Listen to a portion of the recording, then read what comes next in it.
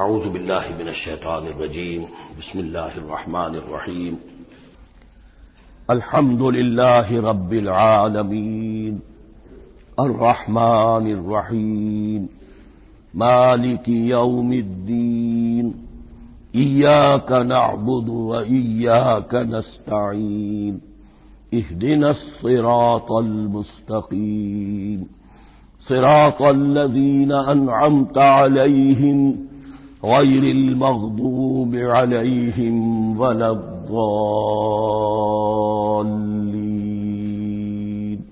آمین۔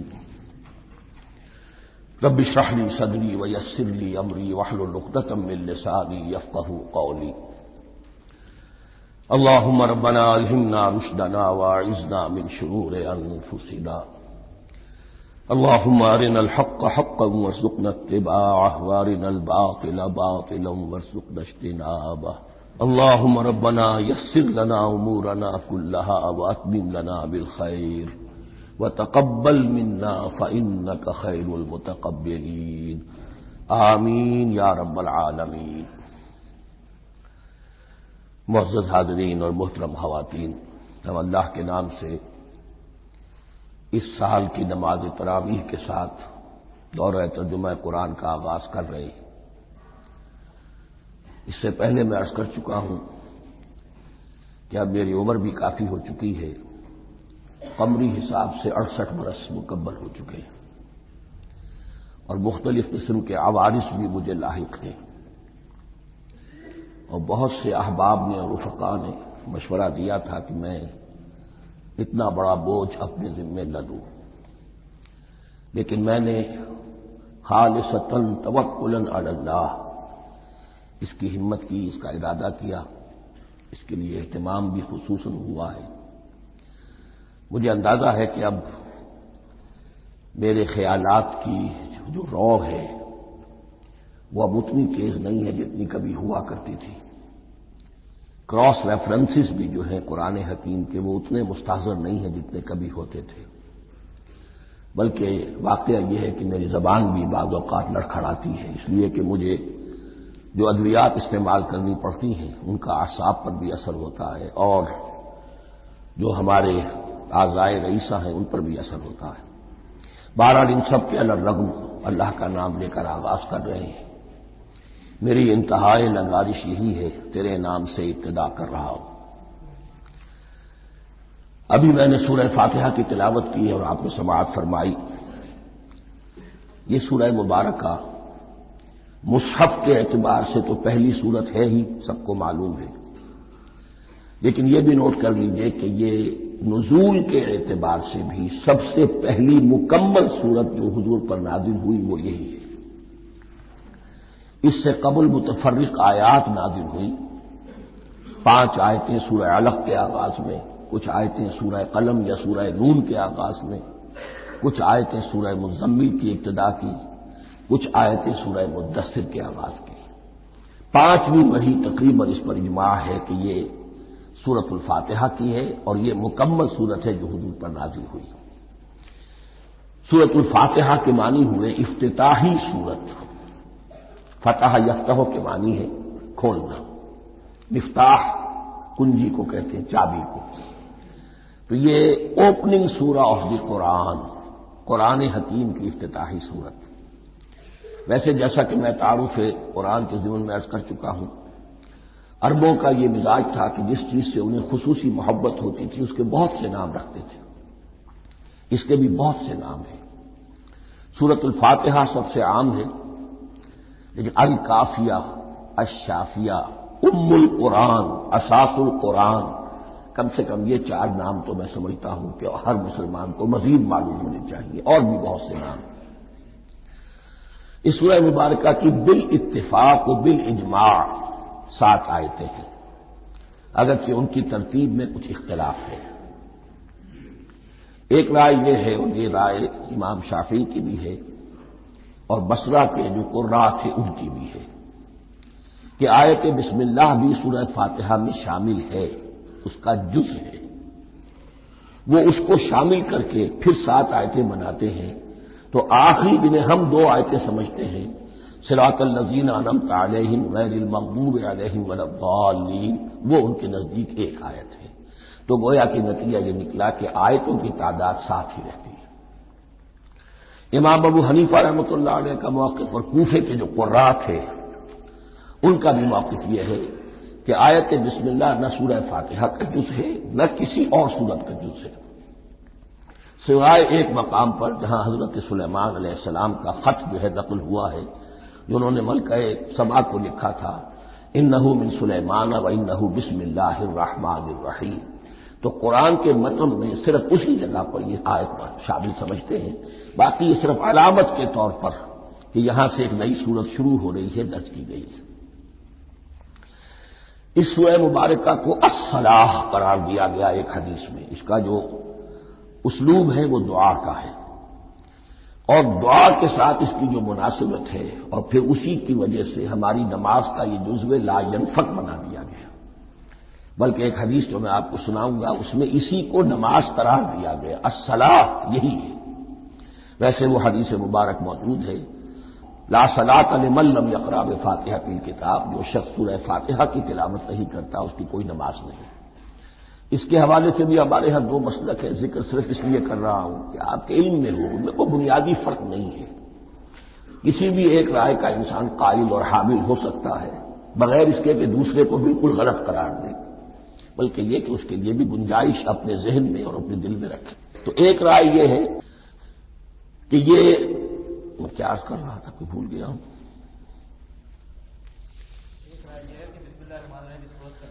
جی، اور دوسری آیت یہ ہے کہ اس کا حصہ نہیں ہے۔ اسی اعتبار سے یہ کہ یہ سورہ مبارکہ نماز میں پڑھی جانی ضروری ہے، لا صلاۃ لمن لم یقرأ بفاتحۃ الکتاب۔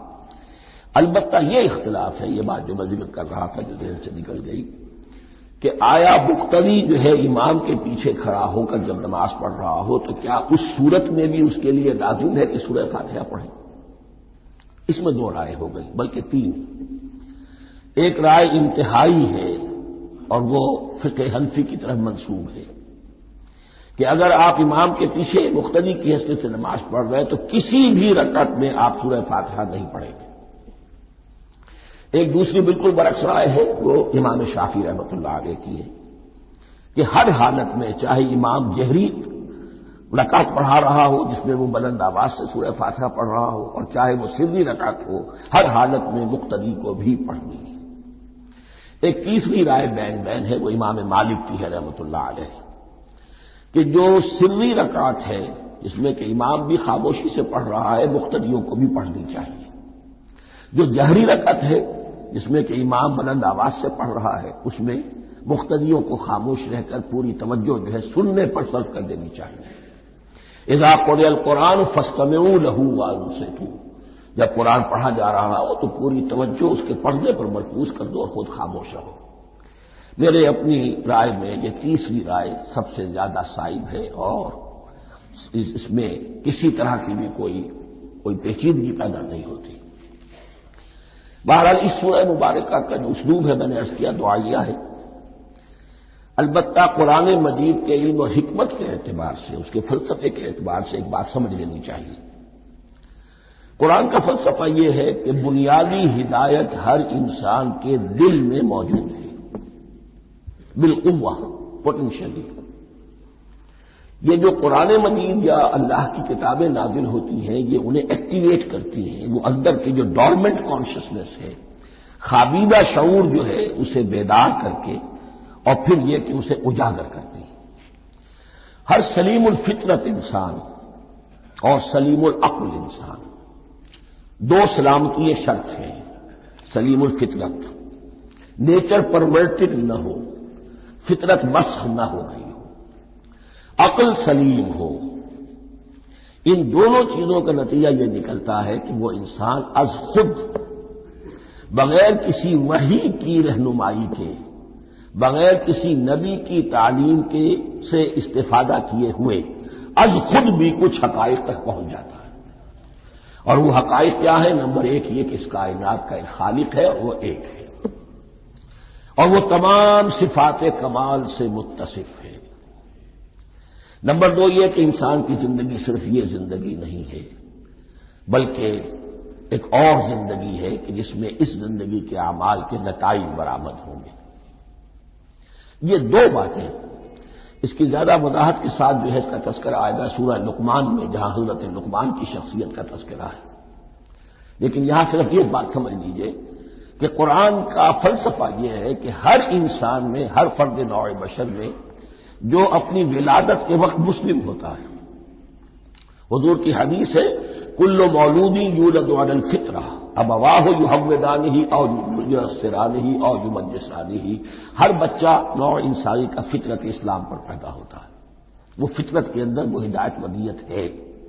اب اگر وہ فطرت بس نہیں ہوئی اور عقل جو ہے وہ صحیح رخ پر کام کر رہی ہے تو ان دو حقائق تک وہ انسان خود پہنچ جائے گا۔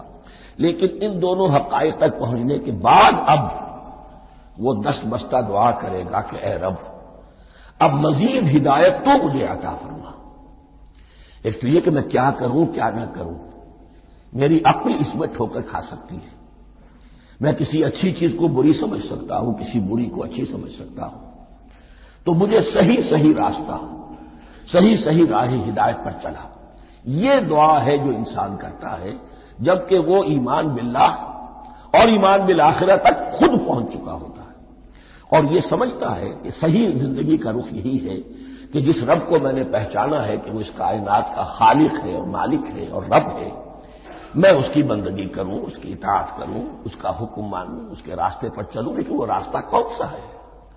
اس کے لیے پھر دست بدعا ہوتا ہے کہ پروردگار تو میری رہنمائی فرما۔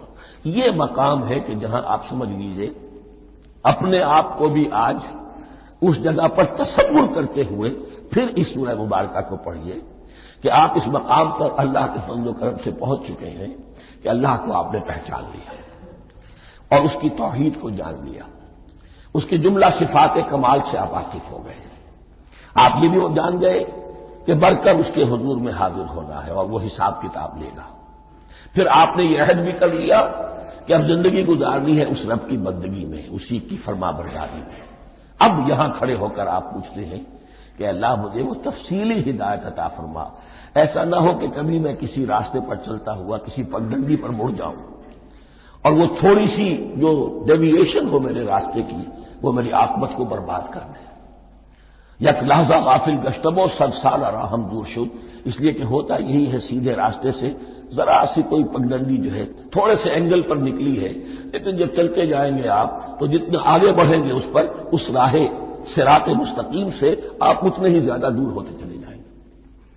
یہ ہے قرآن مجید کے حکمت اور فلسفے کے اعتبار سے اس سورہ مبارکہ کا مقام۔ اب آئیے ہم بسم اللہ کرتے ہیں۔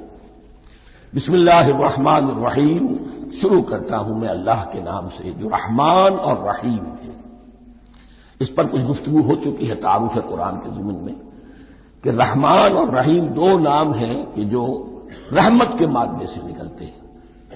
رحمان میں اللہ تعالی کی رحمت کا جوش، ہیجانی کیفیت، طوفانی کیفیت، اور رحیم میں اللہ تعالی کی رحمت کا دوام اور تسلسل، یہ دونوں کیفیات اللہ کی رحمت میں بیک وقت موجود ہیں جس کا ہم تصور نہیں کر سکتے۔ ہم سمندر کو دیکھتے ہیں متلاطم سمندر ہے، اس میں ہیجان ہے، طوفان ہے۔ دریا کو دیکھتے ہیں کہ وہ سکون کے ساتھ چل رہا ہے، خاموشی سے چل رہا ہے، بہہ رہا ہے، بس تسلسل کے ساتھ بہہ رہا ہے۔ ہم ان دونوں کیفیات کو علیحدہ علیحدہ دیکھتے ہیں تو ہمارا ذہن ان دونوں کو بیک وقت اس کا تصور نہیں کر سکتا، تخیل ممکن نہیں۔ لیکن اللہ کی رحمت کی یہ دونوں شانیں مستقلاً ہر وقت موجود ہیں بیک وقت، اسی لیے ان دونوں کے درمیان کہیں حرف عطف نہیں آئے گا۔ بسم اللہ الرحمن الرحیم، الحمد للہ رب العالمین، کل حمد، اور حمد کو ذہن میں رکھ لیجئے، حمد مساوی ہے تعریف جمع شکر۔ عام طور پر ترجموں میں ایک لفظ لایا جاتا ہے، کل تعریف اللہ کے لیے، یہ کافی نہیں ہے۔ تعریف آپ کسی شے کی کر سکتے ہیں جس میں کوئی حسن ہے، خوبی ہے، کسی بھی اعتبار سے، خواہ آپ کو اس کے حسن و خوبی سے کوئی فائدہ حاصل نہیں ہو رہا۔ ایک پھول ہے، بہت خوبصورت ہے، بس ٹھیک ہے، خوبصورت ہے، آپ نے کہا تعریف کر دی۔ شکر کرتے ہیں آپ اس شے کا جس سے آپ کو کوئی فائدہ پہنچا ہو، استفادہ ہوا ہو، آپ کی کوئی ضرورت پوری ہوئی ہو، آپ کی کوئی مشکل رفع ہوئی ہو۔ اور آپ دیکھیں گے کہ حمد میں یہ شکر کا پہلو غالب ہے۔ جتنی بھی دعائیں ہیں حضور سے منقول، شکر کے مقام پر وہاں حمد آتا ہے۔ بھوک لگی ہوئی تھی، کھانا کھایا، الحمدللہ الذی اطعمنی وسقانی۔ اب یہاں دیکھیے ترجمہ تعریف نہیں، شکر ہے اس اللہ کا جس نے مجھے کھلایا اور پلایا۔ آپ بیت الخلاء سے باہر آئے، نجاستیں آپ سے دور ہو گئی، طبیعت میں انشراح ہوا، الحمدللہ الذی اذھب عنی الاذی وعافانی۔ وہ شکر ہے اس اللہ کا جس نے اذیت بخشی نے مجھ سے دور کر دی اور مجھے عافیت بخشی۔ تو یہ الحمدللہ رب العالمین اللہ تعالیٰ کا حسن و کمال اور حسن و جمال اپنی جگہ بھی اس انتہا کا ہے کہ جتنی تعریف اس کا حق ہے ہم کر ہی نہیں سکتے، لیکن اس کے احسانات اور انعامات ہم پر اتنے ہیں کہ ہم ان کو بھی گن نہیں سکتے۔ لہذا ایک ہی احساء ہم نے کر دیا الف لام کے ساتھ، الحمدللہ رب العالمین۔ تمام تعریفیں اور کل شکر اللہ کے لیے ہیں کہ جو تمام جہانوں کا پروردگار ہے، رب ہے، مالک ہے۔ رب میں ایک مفہوم ہوتا ہے ربوبیت کا، اور اس میں مفہوم شامل ہوتا ہے تربیت کا، ربیانی صغیرا۔ تو مالک ہونا اور تربیت دینا، آپ جس شے کے مالک ہوں گے آپ چاہیں گے اس میں بڑھوتری ہو، اس میں اضافہ ہو، وہ نشو و نما پائے۔ تو یہ دونوں چیزیں آپس میں ایک دوسرے کا جڑی ہوئی ہیں، پروردگار بھی اور مالک بھی۔ عام طور پر عربی میں رب کا لفظ مالک کے لیے آتا ہے، رب البیت، رب الدار، رب المال۔ تو مالک وہاں پر ظاہر بات ہے کہ اس سے مراد کیا ہے؟ مال والا، گھر والا، گھر کا مالک۔ تو کل شکر اور کل تعریف اس اللہ کے لیے ہے جو تمام جہانوں کا مالک بھی ہے اور پروردگار بھی ہے۔ الرحمن الرحیم، رحمان ہے اور رحیم ہے۔ اب دوبارہ اس کی میں وضاحت نہیں کروں گا۔ مالک یوم الدین، یوم دین کا مختار مطلق ہے۔ دین عربی زبان میں کہتے ہیں بدلے کو، دناہم کما دانو، کما تدینو تو دانو، یہ کہاوت ہے۔ جیسے اردو میں ہم کہتے ہیں جیسا کرو گے ویسا بھرو گے، کما تدینو تو دانو، تو یہ ہے بدلہ۔ اس کا بنیادی مفہوم جو ہے وہ بدلہ ہے۔ تو بدلے کا ایک دن ہے جس دن فیصلہ ہوگا کہ کون کیا کما کر لایا ہے، اسے کیا بدلہ ملنا چاہیے۔ آیا اس کا برائیوں کا پلڑا بھاری ہے کہ اسے سزا ملنی چاہیے، یا اس کی حسنات اور نیکیوں کا پلڑا بھاری ہے کہ اسے جزا ملنی چاہیے، اس کا انعام اور اکرام کے ساتھ معاملہ کیا جانا چاہیے۔ وہ ایک دن ہے، اسے ہم یوم القیامہ کہتے ہیں۔ اور لیکن اصل بات جو یہاں کہی گئی، یعنی ایک جملے میں تین باتوں کا اعتراف ہو رہا ہے۔ بعث بعد الموت، ایک دن آئے گا کہ ہم مرنے کے بعد تمام انسان اٹھا لیے جائیں گے، پھر حساب و کتاب، پھر اللہ کے ہاں حاضری ہوگی اور حساب کتاب ہوگا۔ اور تیسرے یہ کہ اس حساب کتاب کے دن کا مختار مطلق اللہ ہے، یعنی کسی اور کو اپنے ذہن میں سہارا بنا کر آپ زندگی گزاریں کہ وہ مجھے چھڑا لے گا، یا وہ ہستی جو ہے اتنی زوردار ہے کہ وہ مجھے بچا لے گی، اس سے اپنے دل کو، اپنے ذہن کو بالکل پاک کر لیجیے۔ مالک یوم الدین، ایک دوسری جگہ پر قرآن میں آیا ہے، اس روز کوئی پکارنے والا پکارے گا، لمن الملک اليوم للہ الواحد القہار، آج کے دن کس کا اختیار مطلق ہے؟ اور پھر کہا جائے گا اللہ کے لیے، الواحد قہار، جو پوری طرح چھایا ہوا ہے، بس تولی ہے۔ تو مالک یوم الدین، جو جزا و سزا کے دن کا مالک ہے۔ اب یہاں سے کلام ایک رخ بدل رہا ہے۔ ابھی تک تو یہ غائبانہ انداز میں کلام ہو رہا ہے، اللہ سے خطاب نہیں آیا اس میں ابھی۔ الحمدللہ رب العالمین الرحمن الرحیم مالک یوم الدین۔ اب خطاب ایاک نعبد و ایاک نستعین، ہم صرف تیری ہی بندگی کرتے ہیں اور کریں گے، اور ہم صرف تجھ ہی سے مدد مانگتے ہیں اور مانگیں گے۔ یہ ترجمہ میں کیوں کر رہا ہوں کہ یہ فعل مضارع ہے۔ عربی زبان میں فعل مضارع حال اور مستقبل دونوں کو کور کرتا ہے۔ ایاک کا جو ہے مفعول فاعل جو ہے، مفعول جو ہے اس میں ضمیر مفعولی اسے پہلے لا کر حشر کا مضمون پیدا ہو گیا۔ ہم تیری بندگی کرتے ہیں نہیں، ہم تیری ہی بندگی کرتے ہیں اور کریں گے۔ حال میں ترجمہ کیجئے تو یہ اظہار حال ہے، اور مستقبل میں ترجمہ کیجئے تو یہ عہد ہے، قول و قرار ہے، بہت بڑا معاہدہ ہے۔ وَإِيَّاكَ نَسْتَعِينُ، اور صرف تجھی سے مدد مانگتے ہیں اور مانگیں گے۔ اس میں بھی حال کا ترجمہ اظہار حال، اللہ کرے کہ واقعی ہمارا حال وہی ہو، جب ہم یہ الفاظ کہتے ہیں تو واقعتاً ہم اس پر پورے اتر رہے ہوں کہ اسی کی بندگی کر رہے ہوں اور اسی سے ساری استعانت اور استمداد کر رہے ہیں۔ جہاں تک مستقبل کا تعلق ہے وہ پھر ایک عہد ہے، اہدنا الصراط المستقیم، یہ مقام وہ آ گیا کہ یہاں تک تو اے پروردگار ہم پہنچ گئے، تیرے فضل سے، تیرے کرم سے، فطرت سلیمہ بھی تیری عطا کردہ تھی، عقل سلیم بھی تیری ودیت کردہ تھی، ان دونوں کی روشنی سے ہم یہاں تک تو پہنچ گئے۔ اب ہماری جو ضرورت ہے، احتیاج ہے، وہ کیا ہے؟ اہدنا الصراط المستقیم، ہدایت بخش ہمیں سیدھے راستے کی۔ یہاں دو باتیں سمجھ لیجئے، انفرادی سطح پر انسان کے لیے نہ معلوم کتنے مرحلے آتے ہیں ہر روز کہ جس میں وہ ایک چھٹک کر کھڑا ہو جاتا ہے، یہ کروں یا یہ کروں، دو آلٹرنیٹو سامنے آ رہے ہیں، فیصلہ کرنا مشکل ہو رہا ہے، قدم قدم پر ہدایت کی ضرورت ہے۔ اور اجتماعی طور پر نوع انسانی تین بڑے بڑے تمدنی مسائل میں واقعہ یہ ہے کہ تسلیم کر لیا جانا چاہیے کہ عقل انسانی اس کو راستہ نہیں دکھا سکتی۔ عام معاشرتی سطح پر مرد اور عورت کے درمیان حقوق اور اختیارات کا کیا توازن ہو، ناممکن ہے، انسان طے نہیں کر سکتا۔ انسان یا مرد ہے یا عورت ہے، عورت سوچے گی اپنے جذبات کا، اپنے خیالات کا لحاظ رکھے گی، مرد کے جذبات و احساسات کا اس کا کوئی تصور ہی ممکن نہیں۔ مرد سوچے گا اسے اپنے احساسات معلوم ہے، لیکن یہ کہ عورت کے احساسات سے وہ نابلد ہے، ان کو محسوس کر ہی نہیں سکتا، لا محالہ وہ اپنے بارے میں وہ جو بھی نظام بنائے گا اس میں وہ اپنی بالادستی رکھے گا۔ وہ تو ایک ہی ہستی ہو سکتی ہے کہ جو دونوں کی خالق ہے، مرد کی بھی عورت کی بھی، اور اس کو دونوں سے محبت ہے، دونوں کا خیر خواہ ہے، دونوں کا رب ہے، دونوں کو پروان چڑھانا چاہتا ہے۔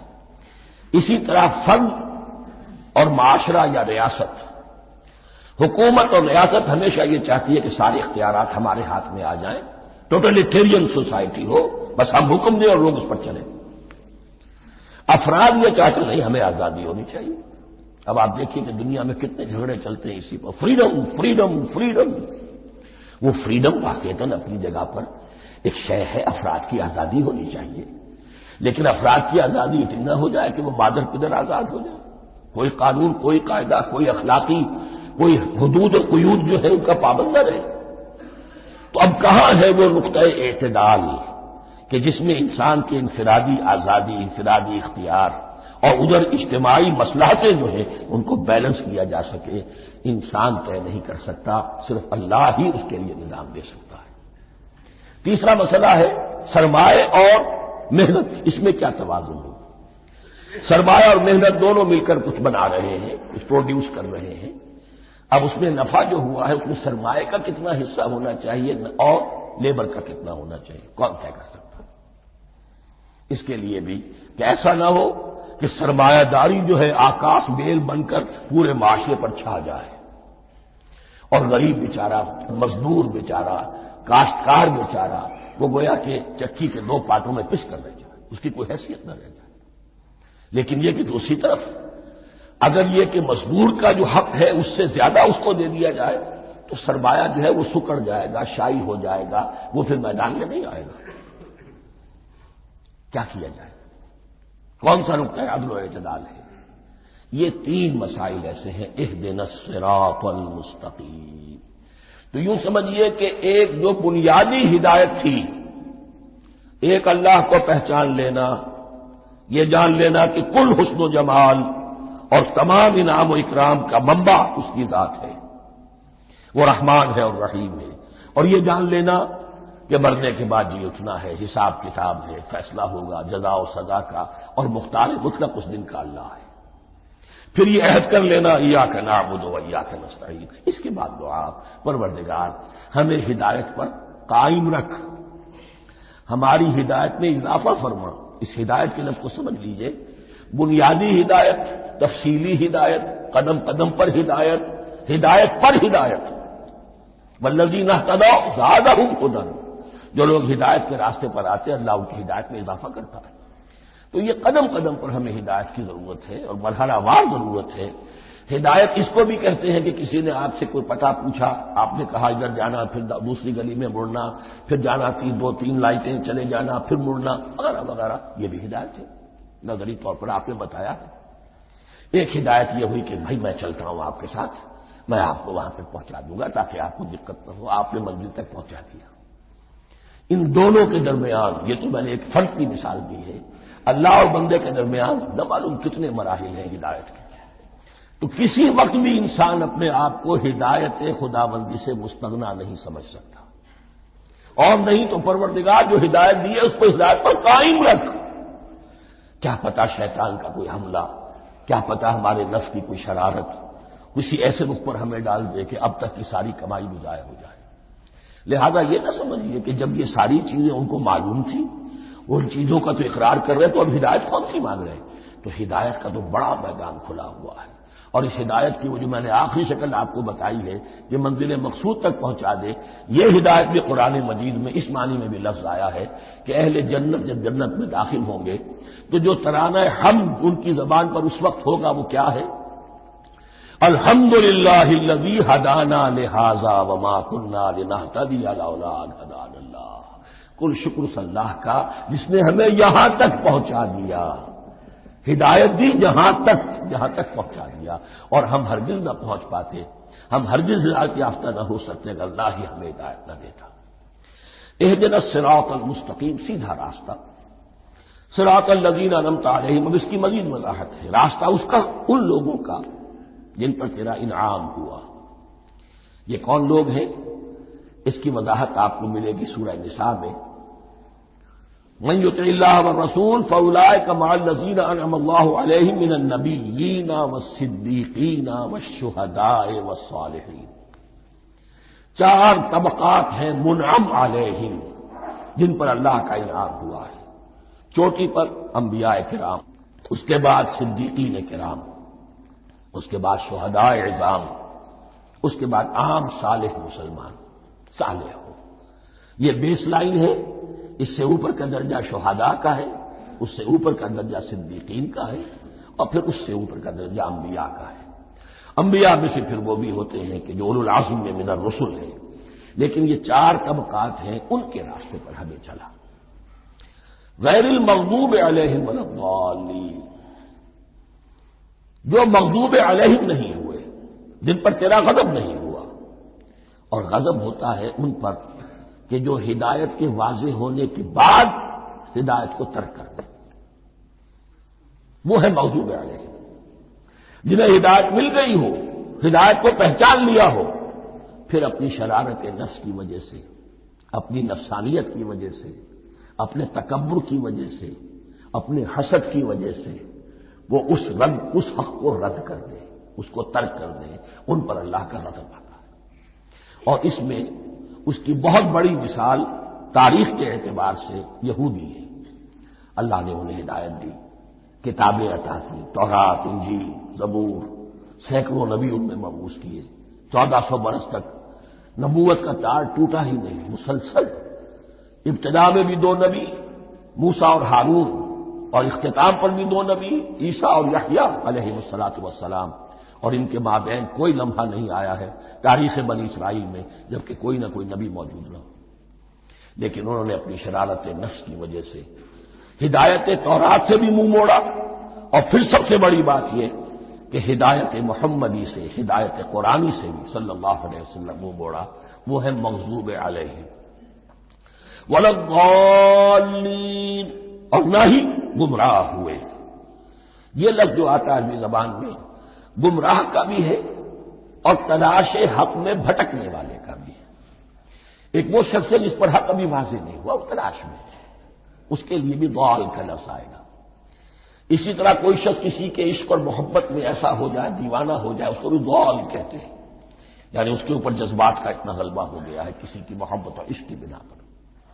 تو حضور کے لیے یہ لفظ آیا ہے وَوَجَدَكَ ضَالًّا فَهَدَىٰ، اور یہ تو سورۃ الضحیٰ ہے، اکثر بیشتر لوگوں کو یاد ہوگی۔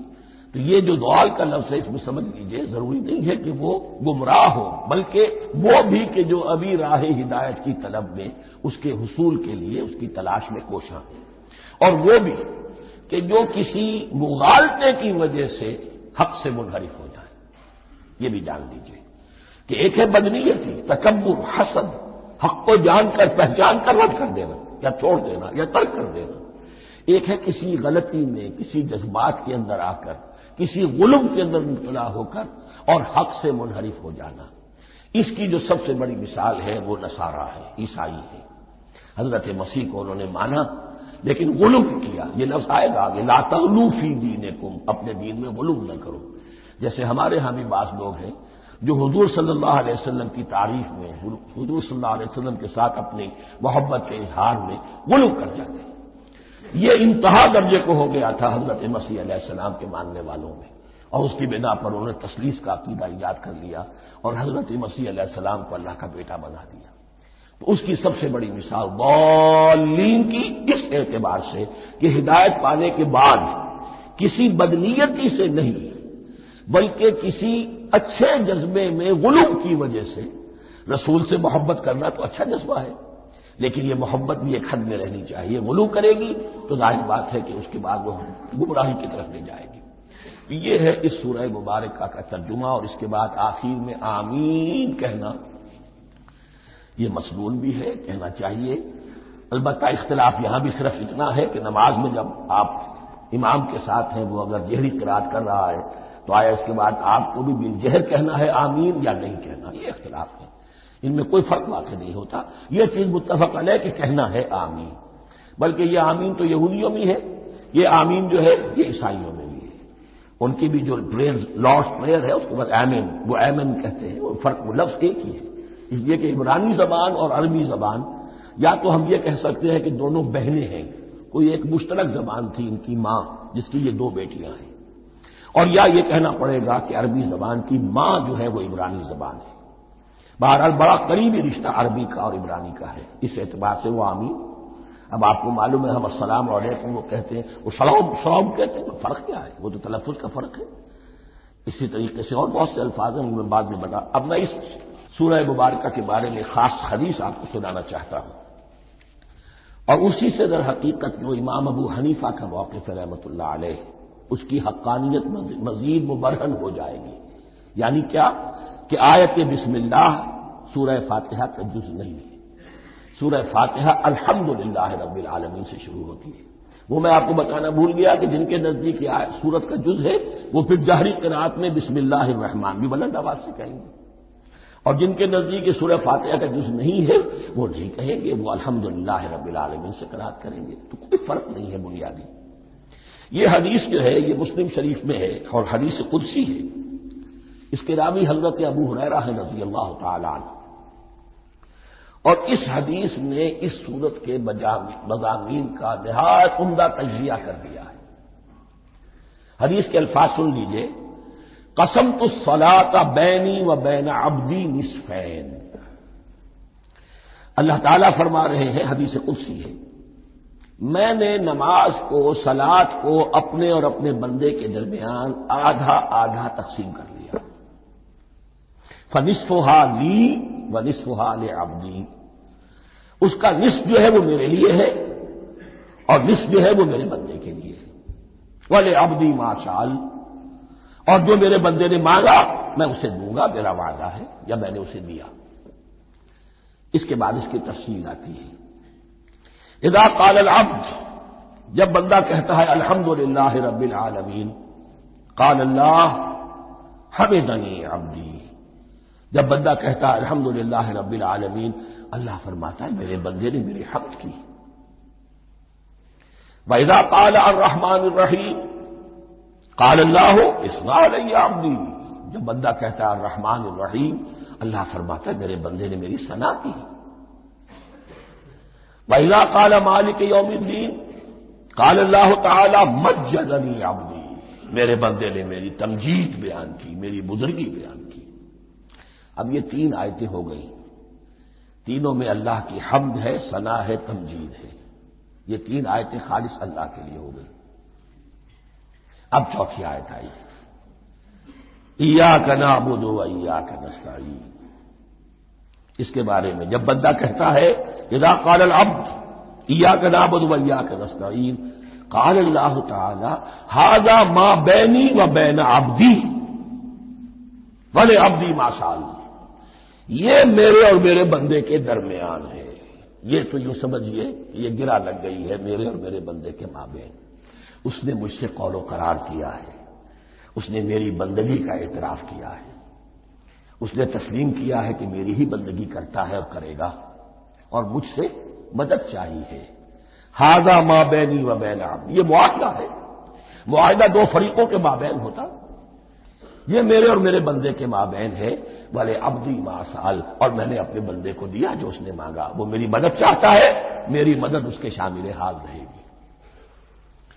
وَإِذَا قَالَ، اور جب بندہ کہتا ہے اهْدِنَا الصِّرَاطَ الْمُسْتَقِيمَ صِرَاطَ الَّذِينَ أَنْعَمْتَ عَلَيْهِمْ غَيْرِ الْمَغْضُوبِ عَلَيْهِمْ وَلَا الضَّالِّينَ، قال اللہ تعالی ھذا لعبدی ولعبدی ما سأل، یہ تین آیتیں یہ میرے بندے کے لیے ہیں۔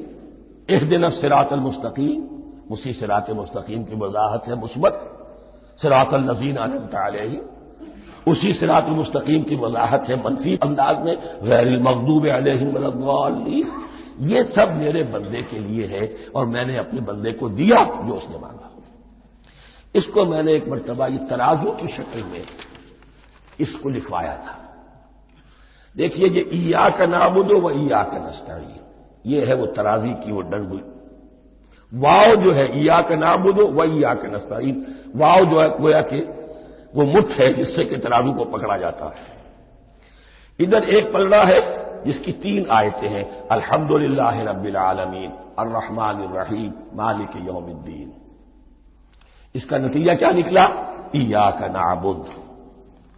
آپ نے شاید یہ سنا بھی ہو، ایک بہت ہی عمدہ قرات کا جو ریکارڈ ہے قاری عبدالباسط عبدالصمد کا، وہ یہیں سے چل کر سورہ فاتحہ کی قرات کر کے ایاک نعبد پر آ کر رکتا ہے، الحمدللہ رب العالمین الرحمن الرحیم مالک یوم الدین ایاک نعبد، گویا کہ یہاں یہ صورت بالکل ہاف ہو گئی ہے، تین آیتوں میں اللہ کی حمد ہے، ثنا ہے، تمجید ہے، جس کا نتیجہ ہم تیری ہی بندگی کرتے ہیں، تیری ہی اطاعت کریں گے۔ لیکن اب اس کے بعد سوال ایاک نستعین، اسی کی جو استعانت کیا درکار ہے ہمیں؟ ہدایت، ہدایت سب سے بڑی استعانت ہے، ہدایت ہی تو سب سے بڑی مدد ہے۔ اهدنا الصراط المستقیم صراط الذین انعمت علیہم غیر المغضوب علیہم ولا الضالین، یہ ایاک نستعین کے حکم کے ساتھ یہ تین آیتیں آ گئیں، اهدنا الصراط المستقیم صراط الذین انعمت علیہم غیر المغضوب علیہم ولا الضالین، قسمت الصلاۃ بینی و بین عبدی نصفین فنصفها لی ونصفها لعبدی ولعبدی ما سأل۔ اللہ تعالیٰ اس سورہ فاتحہ کا جو اصل مفہوم ہے وہ بھی ہمارے ذہنوں پر، ہمارے شعور کی سطح پر اسے اجاگر کیے رکھے، ہمیں توفیق دے کہ جب بھی پڑھیں جب بھی سنیں تو وہ کیفیت اگر ہو جائے، اس لیے کہ ایک حدیث ہے کہ الصلاۃ معراج المومنین، نماز تو اہل ایمان کے حق میں معراج کے درجے میں ہے۔ اس حوالے سے ہم یہ سمجھ سکتے ہیں کہ کوئی وقت ایسا آ سکتا ہے کہ انسان کو واقعتاً، روح انسانی واقعتاً اللہ کے یہ جواب سنے، انہونی بات نہیں ہے، ہوتا ہے خطاب آخر، اٹھتا ہے حجاب آخر، کرتے ہیں خطاب آخر، یہ تو ہوتا ہے مخاطبہ الہی، یہ تو میں نے عرض کیا کہ ثابت ہے، مخاطبہ، محادث اور تحدیث اللہ بندوں سے کلام کرتا ہے۔ بارک اللہ لی و لکم فی القرآن العظیم ونفعنی و ایاکم بالآیات والذکر الحکیم۔